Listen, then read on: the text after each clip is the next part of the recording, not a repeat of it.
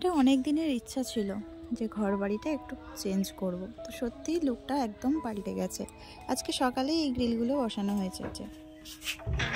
তো বন্ধুরা, এটা আমি রেডি হয়ে গেছি। তো চলো এখন পুজোর জোগাড় করে নেওয়া যাক, তারপরে আবার কথা হচ্ছে তোমাদের সঙ্গে।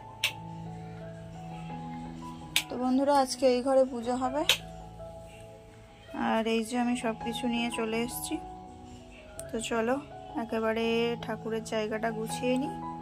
এই ব্যাগের মধ্যে সব ফল টল আছে, তো আমি এই জায়গাটা গুছিয়ে নিই, তারপরে তোমাদের সাথে আবার দেখা হচ্ছে।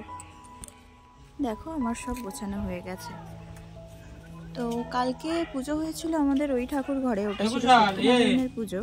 আর এটা হচ্ছে এই ঠাকুর ঘরে পেচোপাচি আছে, আর এই জায়গাটায় আছে বড় ঠাকুর মানে শনিদেব।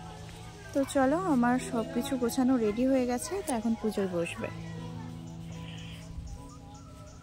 তোমাদের সাথে কালকে ভিডিওটা আমি শেষ করতে পারিনি, কেননা পুজো হতে আর শেষ হতেই প্রায় 9:30 হয়ে গেছে। তারপরে সবাই এসেছিলো, প্রসাদ দেওয়া থেকে শুরু করে রান্নাবান্না সব কিছু একা হাতে, তাই কিছু শেয়ার করতে পারিনি। তো এটা হচ্ছে তার পরের দিন, আজকে হচ্ছে রবিবার।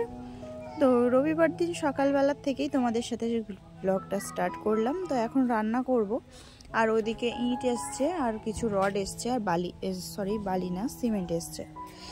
এই কাজের মধ্যে না কখন ভিডিও স্টার্টিং করব আর কখন আমি মানে ঘরের কাজগুলো শেষ করব কিছুই আমি ভেবে উঠতে পারছি না। ওই জন্য তোমাদের সাথে সেইভাবে আমি ভিডিওটা কন্টিনিউ করতে পারছি না। তো যাই হোক, চলো আজকেও তোমাদের সাথে আমি ভিডিওটা শেয়ার করতে পারলাম না, তো কিছু মনে করো না, আবার ফিরে আসছি কালকে। আর আজকের মতো আমি এখানেই শেষ করছি। সবাই খুব ভালো থেকো।